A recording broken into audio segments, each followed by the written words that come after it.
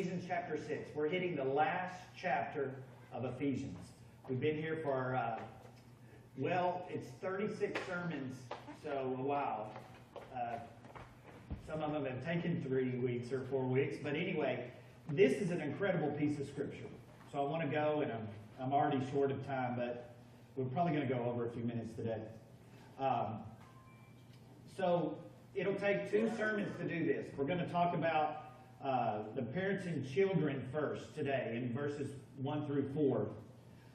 Children, obey your parents in the Lord, for this is right. Honor your father and mother. This is the first commandment with the promise, that it may go well with you and that you may live long in the land. Fathers, do not provoke your children to anger, but bring them up in the discipline and instruction of the Lord. So this part of the text and the next 5 verses that we'll look at, not next week, but the week after, it's really, to me, as I've studied this for, I don't know how many times in my life but I've come to this again, and I see this as a real indictment on the modern church, the modern church, the church that we're part of. Because I think as passages like this show, early Christian communities, a word I like to use, were made up of kind of a cross-section of the society they were in. So if you went to a community and you just took out a cross-section of it, so to speak, you got a lot of different kinds of people, right? And what they did was that cross-section of people kind of gave up the traditions of their time. They said, we're going to be different. We're not going to be like the others around us, okay? So Paul came in, or John came in, and Peter came in, or their disciples came in, and they preached the gospel to a city, and a church formed in that city, and then a cross-section of that society came to the Lord, and people from outside of that church community said they're different. They look different than everyone else, okay? And so the indictment comes in, and what I'm saying is that most churches today look just like their community. And I'm always preaching that a church should be its community, but I want to differentiate what I said. In most churches today, the church operates within a certain community, and they just keep all the traditions of that community. So whatever we did before, we still do, whatever that may be. Okay? And so we have churches today, and instead of having a cross-section of a society or community, we have specific churches with specific ethnic... I always have trouble with that word. Ethnicities. Say it for me, someone. My tongue is twisted. There you go. So what? So what are you saying? We have white churches, black churches, Hispanic churches, Korean churches, Chinese churches. You just get on the internet. There is a church for every ethnic group. Okay? And then we have churches for a particular generation. You go to churches today, and there's churches that have mostly seniors. There's churches that have mostly young people, right? But not a lot where it's kind of mixed up between young people. And it's kind of cool. We go from newborn to 101 and a half right now. So that's kind of cool. But you see what I'm saying? Churches, when in Paul's day, he came in and he preached the gospel, and the church looked like the community. Babies, teenagers, parents, seniors, everything. Both Greek and Jew, so to put it. And it looked like the outside, but they lived a different kind of life. Okay? And so that's why this, another thing, one I left out is a big one, socioeconomic groups. We have poor churches and rich churches and everything in between, right? So, as long as a church is just a certain group of people, of one kind of people, it's really failing in its mission. So you see what I'm saying? Before I even get to the passage, this is something that comes out to me. As long as the church is just a group of one certain kind of people, one certain age, one certain economic level, it's really not completing its mission to go to all the people of its community. And what that boils down to, if we're going to apply these next 9 verses that we're going to try to apply these next 2 weeks, it requires a creation of a place where grace is so evident that you can't miss it, and all people come together as equals. That's what you say. I really didn't get that from these 9 verses. I hope you do when I get through, because that's what Paul's dealing with here. He's saying that a church needs to be a place where grace is so evident and everyone comes together as equals. And he's been building on this all the way back from the first verse in chapter 4. So parents and children, I'll read this to you. So let me just say this too, not to go back, but I spent about 45 minutes preparing us for these 4 verses on Wednesday night with the context. And I won't do that again now, or we'd be here all day. But one thing you need to know is, when this verse talks about parents, it doesn't mean like parents of small children, although they're included. Everyone reads this passage and thinks this is the way I'm supposed to raise my little kids. But Marion is still Tom's parent. He's 71 and she's 101, right? Has anything changed in that relationship? Right? Jose is still Junior's dad, his father. Even though Junior's been a grown man for a while and on, but Jose is still his father, okay? I'm Lottie's father. She's 13. I'm trying to go to the youngest in here. Eric is Kyle 6. How old is Kyle? 6? Okay, so we go from a 71-year-old child to a 6-year-old child in here. And we all have fathers, okay? But we tend to think of this passage of just like, the way Eric should raise Kyle. I want you to get that out of your head. The main part of what he's talking about here is more the relationship that Jose Sr. has to Jose Jr., okay? Can you get that in your head then? And any of us that have grown children, I really want this to hit deep with us. So parent children... So if you're someone's son or daughter, you're still a child of them, right?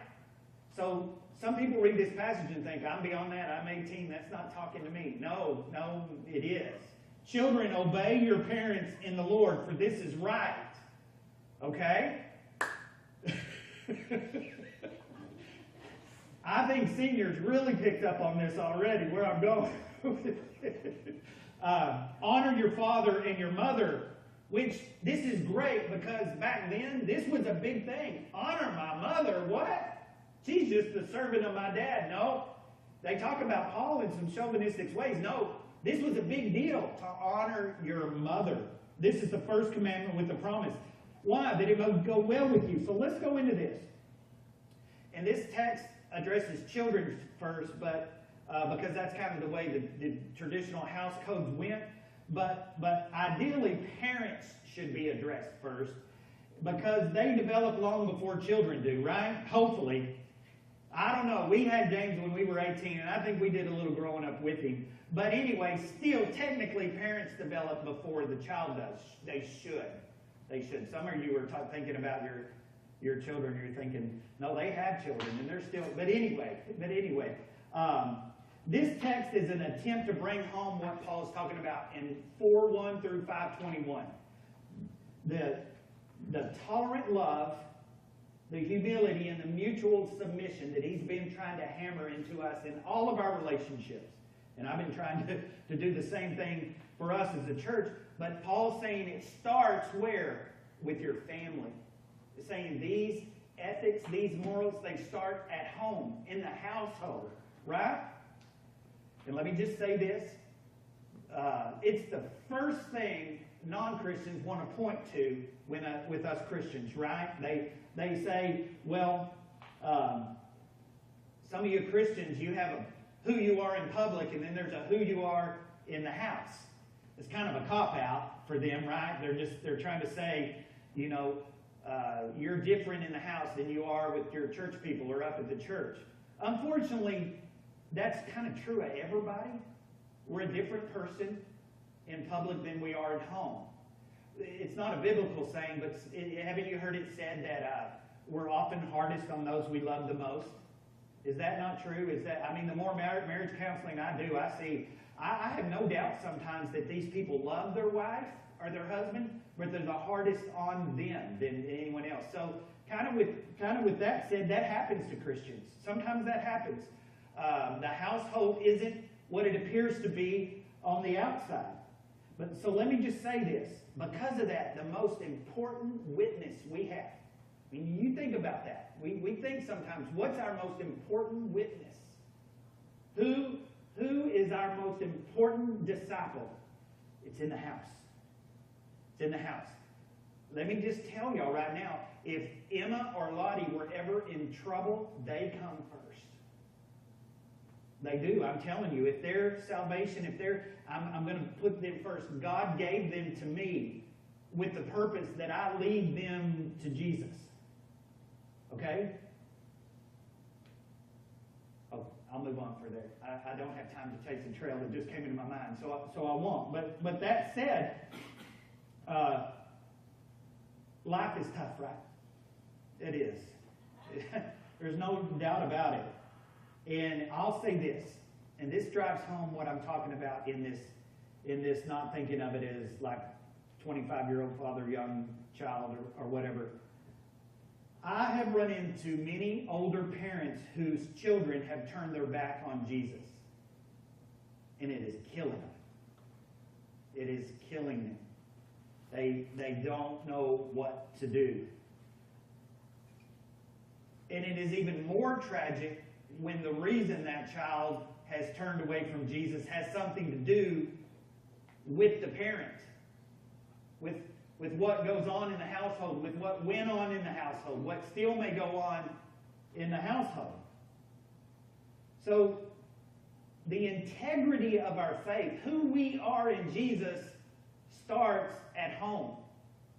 Who we are at the dinner table, who we are in the living room, who we are in the backyard, that's the place where our integrity comes through first. Okay, so I just want to say that. I believe this is why, and it's just completely taken out of context. If you look in Titus and you look in Timothy at one of the qualifications of a pastor or a deacon or an elder, either one of the qualifications is what? His home life, right? How he handles his children. And I hear people say all the time, well, we need to wait till a man's 30 so we know how his children are going to turn out. I didn't know how my children were going to turn out when I was 30. I didn't know what was going to happen with their life.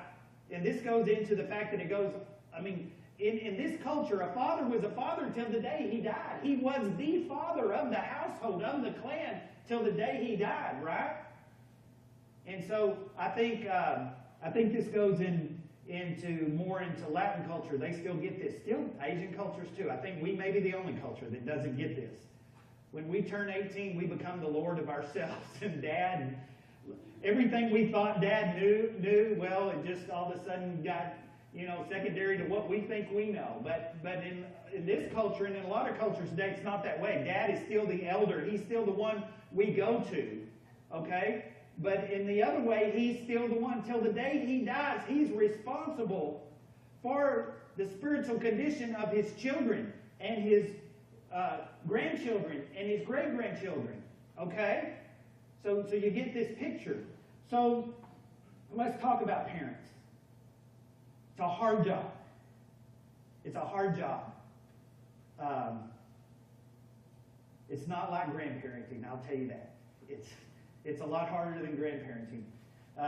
But if God grants a person the privilege, nothing in life is more important than children. As brief as verse 4 is, fathers, do not provoke your children to anger, but bring them up in the discipline and instruction of the Lord. That's pretty brief. I could have just come in here for a few minutes and said, this is what we need to do. Just do this. But it's kind of a confusing verse. It's pretty brief, but there's a lot in there. And there's a lot of ground that this covers. Let me just give you 10 things, and I'm not going to preach on 10 things. Let me just tell you 10 things. You hear them, you write them down. But these are things that I thought of this week when you think of parenting, okay? So, do you have a situation in your house, goes back to where you give grace? You give grace to your children. Do you love them? Do you build them up? Do you support them? Do you respect them? Most of all, do you encourage them? That was just one. Do you speak the truth with love, not just the truth that hurts? Do you speak the truth with love to them? Okay, because there's a lot of truth that comes out in raising children. And it's hard truth sometimes, but you do it in love, right? Those of you who've raised daughters know this even more than raising sons. But us boys, we do have some emotional stuff. We just tend to take care of it on the playground, and get rid of it. But girls, do you support your daughters emotionally? There may not be a time for more need for an understanding of this. These girls need emotional support before they get to college. There wouldn't be a need for restoration ministry if we were doing this right. I'll get to that in a moment. Don't put them down. Don't demean them. This is what it means not to anger. It's not don't make them now. I mean, I say this too, knowing some of us had some harsh parents. Some of us didn't come from great situations. I've even seen people get jealous of their children. Don't get jealous of your children. Give them some freedom with the boundaries, right? Take the pressure off of them. My goodness, our kids have too much pressure. Take the pressure off of them. They're just children. And they don't have to know everything they're ever going to do by the time they're 18.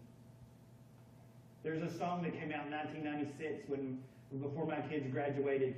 It was called the Suntan song. It was wear sunscreen. But one of the lines were, you don't have to know everything by the time you're 18 or even 30.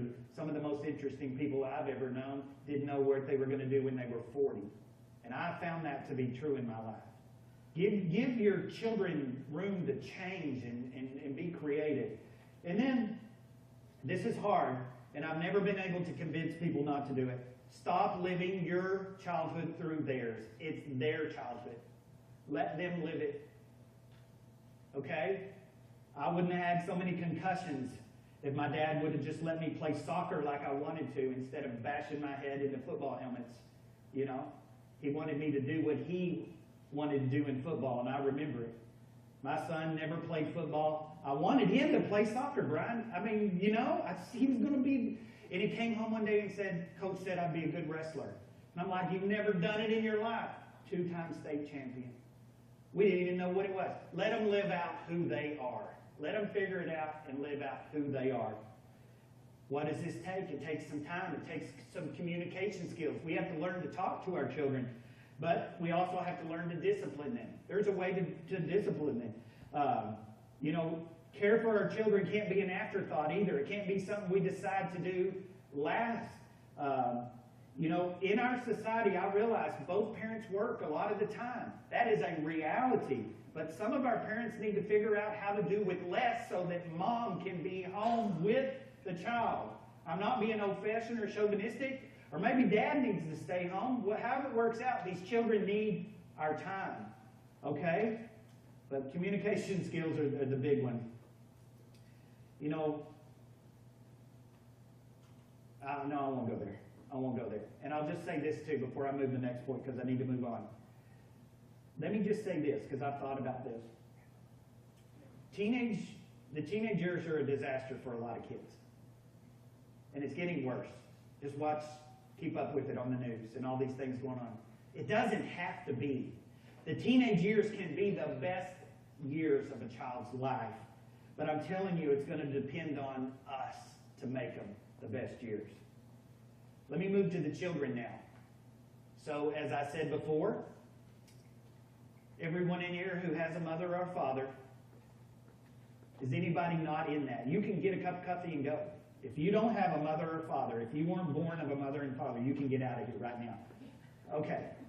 So a lot of people think, oh, the children, he's talking to the little kids. No, I'm talking a lot to us. Though I am talking to little kids. But let me just say this. Children are asked to do this by this. So think about what I just said about the parents. Paul is saying, children, give back to your parents what they give you. Whoa. Just think about that as a parent. The child is supposed to give back to you what you give to them. That could be a great thing, right? Or it could be a tragedy. So that's what we're being told to do as children. So, by obedience, what Paul is saying is that we give attention to our parents, that we express our gratitude to our parents, that we seek to assist our parents. I think this is still good for today, right? I think it still works in the Christian household as it did in the Christian household then. But obedience should never be some kind of blind obedience. Paul isn't saying do whatever your parents tell you to do. Because I know a lot of people who've grown up in families where the last thing they should have done is what their parents told them to do. Would not have worked out well for them. This is a situation where they may not have had Christian parents. But so it's not a blind obedience. But this is the ideal situation. And what is being assumed here for us as children is that this request is legitimate. Paul is telling us, give back to our parents what they have done and given to us. But sometimes parents are insensitive. Sometimes they're misguided. And sometimes they ask children to do things they shouldn't do. So in those points, then we shouldn't do it. The most difficult situation for a Christian involves parents who are anti-Christian. And I grew up with friends like this, where they were shamed for going to church. They were shamed for being Christian. Everything mistake they made, it was thrown in their face. Oh, so you're a Christian, but you do this. But I've seen that in Christian households too. Oh, you're supposed to be a Christian, but look at you, look what you're doing. So that makes it hard. But even in extreme cases, children are still to love and to respect their parents. Aren't we supposed to do that with each other too, though? It's kind of like earlier when I said God didn't say you have to like everyone, but he said you have to love them. So let me move on, and I'll finish up. Because this isn't just for small children or adolescents. That's where most people go here. In the ancient world, as I said, the obligation of the child extended to the father's death, to the parent's death. This was mainly the father. And we won't always be able to show appreciation the same way. I'm finding that at least in the time we're in, the parents are better off than the children. And the grandparents are always much better off than the children and the grandchildren. It's kind of reversed, right? But you have to remember, in this ancient society, when the oldest son got to the age where he was ready to take over the business, the farm, the father gave it to him. And then the son took care of the father for the rest of his life. Okay? We don't see much of that anymore. I need to get finished, but did you know, I just learned this about 6 months ago, something like 74% of the wealth of the United States is in the people who are between the age of 68 and 84. Do we have anybody those ages in here? Between I know we do, between 68 and 84? I need to know who you are. Do we have anybody in there? I want to become your best friend. I want to get to know you better. But I'll tell you why. You may not want to care, and I need to go. But it's because you guys retired before the housing market crashed. You got your money out primarily from everything that lost money before everyone younger than you lost your money. So anyway, but in that sense of what I'm thinking of, the grandparents, the people who move on to be grandparents, usually the oldest son is taking care of the family. Okay? So this is where a lot of this comes from. So even totally independent children know, and we have a lot of those. I know a lot of people who are totally independent of their family and their parents. They've done well for themselves. They have their own companies. They're doing well. But they need to realize they still have something to learn from their parents. Till our parents die, there's still something God is teaching us from our parents. So, I tell you what, I know there's some strange situations with parents, and some of it just isn't going to work out because it's so messed up. But really, God created us where we're really only whole. We're only a whole person when we're whole with our family, with our children and our parents. That's why this message is here. Circumstances sometimes are bad, though. But in our day, I think, and I'll finish on this, so I have more to say. In our day, I think the crying need to honor this.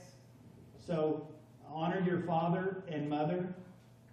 I think the crying need that's going to come is because we have so many fathers and mothers that are going to live so long, to be 70, 80, 90, 100 years old. It's changing our society. The way we're going to honor them, I believe, is to care for them in this time. I've watched in so many situations where I've seen an elderly grandparent or great-grandparent just kind of be hidden. Let's stick her somewhere and let someone take care of her. That's not what this is talking about. This honor is taking care of her or him as long as they're with us and realizing they still have something to contribute. I think this is going to be the challenge of our day, is honoring that parent into their 80s and 90s and 100s. I don't think we do it well right now. We need to get better at it. Institutions sometimes are the answer, but they're not always the best place for the people we love. So if honor involves care and attention, which I think it does, we can't forget about these older family members. And I know the seniors in the group today appreciate me saying that. So, but they didn't have me say that. Okay, so we're running out of time. We're going to take the Lord's Supper now. So just kind of a special thing as we take the Lord's Supper today that I want you to think about. And I always love it when we do the Lord's Supper, because then God always gives us something. So as you think about taking the Lord's Supper, and as you remember Jesus and what he's done for us with his body on the cross, with his blood, I want you to think about what I said today, that the most important relationships that we have in regard to our witness are our family. So think about your parents, think about your children, think about your grandchildren, wherever you are in life. And just as you go to the Lord's table today, maybe have him speak to you. Maybe about renewing that commitment to those children and grandchildren. Some of us are even getting great-grandchildren that God is putting into our lives. I'm praying that this fall, because we've talked about it, that we will have renewed efforts with our children and our children's wing this next year. I'm praying for that with all my heart. I look at, and again, I know we need to finish, but Ari and Joe are here today with Reuben, and he's not their father, but he is according to the Bible. He's the father of that family. So he's bringing them to church. Why? Because he's hoping that they will hear about Jesus and be with others and such. And we all have this in our family. We have these children that possibly their parents aren't doing what they need to be doing, but we're the spiritual fathers of these children. So we have a commitment. And then maybe some of you have children right now. Maybe you begin to think, I'm going to go get to see my grandson for the first time in a long time next week. But I'm thinking about him. I'm thinking about all of my grandchildren and their future. Because right now, God's given me these two. This is the most important thing I have in my life to witness to. But I know they've already come to a faith in Christ. But raising them to that point where they're ready to go out. But then it's those 4 grandchildren. And the blessing of my life are that my 2 older children and their love for Jesus and the way they're raising their children. See, I think I'm not going to preach another sermon, but I want to say this. I think where we go wrong in the United States sometimes is we want to see our children go to school and get a great education and get a great job so we can talk about what they've become. Whatever that is. Graded, went to college, working for so-and-so, they make a lot of money. And I'm not saying there's anything wrong with that. But when we can say as parents and grandparents that our children and our grandchildren have come to a saving faith in Jesus Christ, we've done what God wants us to do. Okay? You're getting a glazed over look, and that's okay. Brian, won't you come and we'll take the Lord's Supper? Thank y'all. Everyone, we have visitors today. We welcome everyone, every believer to come and take the Lord's Supper with us, even if you're visiting.